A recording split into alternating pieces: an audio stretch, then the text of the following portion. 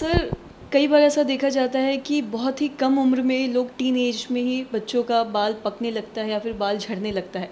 तो इसका मुख्यतः कारण क्या हो सकता है और इसके कुछ उपचार हैं या नहीं, ये भी जानना चाहेंगे। देखिए, सबसे बड़ी बात तो ये है कि इसका कारण ये बताना एक शब्द में संभव नहीं है।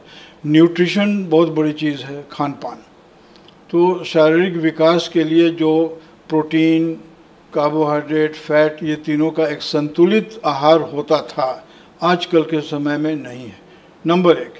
दूसरा, दुर्व्यवहार।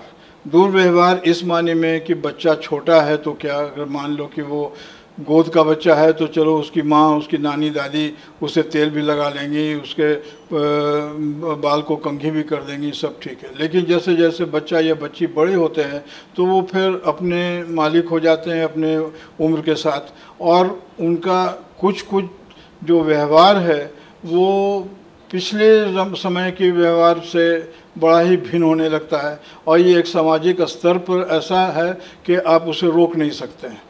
जैसे कहानी है ना कि एक पोंछ कटी लोमड़ी ने पूरे गांव के लोमड़ का पोंछ कटवा दिया। तो वही हाल है कि एक के बाल को गिरते हुए देख करके उसके दुर्व्यवहार को पसंद आया कि भाई मुझे भी सिंजिंग करवाना चाहिए, स्ट्रेटनिंग करवाना चाहिए, कलरिंग करवाना चाहिए।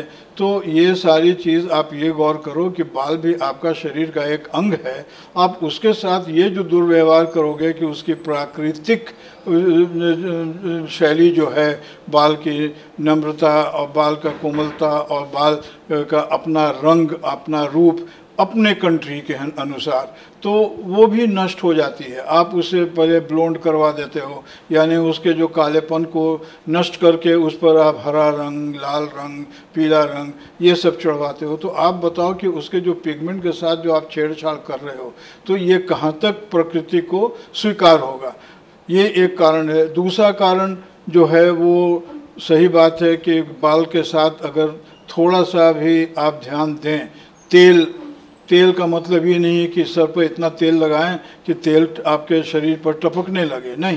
तेल का मतलब है कि उंगलियों पर लेकर तेल आप बाल के स्कैल्प पर मालिश करो, यानी उसमें दो फायदा है। इसका सर्कुलेशन बढ़ेगा, रक्त संचालन बढ़ेगा, और साथ साथ जो बाल के रूट्स हैं वो स्वस्थ हो रहेंगे, वो मुलायम रहेंगे। तो उससे होगा क्या कि बाल का पोषण मिलता रहेगा, और पोषण से फलस्वरूप स्वाभाविक है कि जब कोई हेल्दी बाल है तो वो जल्दी झड़ेगा नहीं, जल्दी पकेगा नहीं।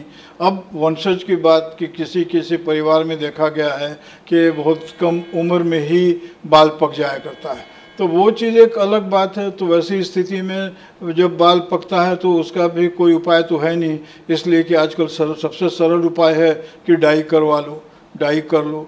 तो उस पर भी लोग अब रोते नहीं हैं, भाई बाल पकने लगा तो हम डाई कर लेंगे, डाई करके अपना हम काम चला लेंगे। तो चलिए, बाल का रंग अपने आप में बरकरार रहता है।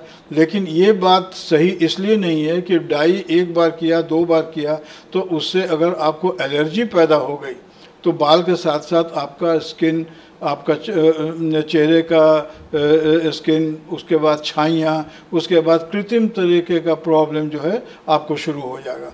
तो बाल को स्वस्थ रखना है, कम उम्र में पकना है, उससे बचाना है, तो फिर पहला काम तो आपको करना है कि आपका शारीरिक पोषण जो है वो सही होना चाहिए। पोषण की बड़ी कमी है आजकल। लोग समझते हैं कि अखरोट, पिस्ता, बादाम खा लिया या जो जा कर के अंडे खा लिया, चिकन खा लिया, नहीं। आपका पोषण का मतलब है कि आप एक संतुलित आहार लें, नियमित आहार लें, और नियमित रूप से बाल पर ध्यान रखें कि उसका पोषण जो है बाहरी आकार का, कि आप तेल लगाएं, उसे प्रॉपर्ली कंघी करें, उसे अधिक रंग बदलने या किसी प्रकार के बाहर के जो प्रेशर सिस्टम्स हैं, जैसे सिंजिंग यानी बाल को पर्म करवाना, उसे क्या कहा जाएगा कि पर्मिंग करता है ना, घुंघरैला बनवाना, फिर स्ट्रेटनिंग करवाना, घुंघरैला बना दिया, फिर उसको सीधा करवा दिया। तो आप सोचो कि उस पर कितना बड़ा आप कुठाराघात कर रहे हैं। तो उस स्थिति में बाल आपका कब तक साथ देगा भी कि नहीं देगा, ये समय बताएगा। और कुछ लोग ऐसे भी हैं कि सारा कुछ करने के बाद भी वो सही रहते हैं, तो वो समाज में एक अपना एग्जाम्पल सेट करते हैं कि भाई देखो हम तो ये भी कर रहे हैं वो भी कर रहे हैं लेकिन मेरा बाल तो बहुत अच्छा है।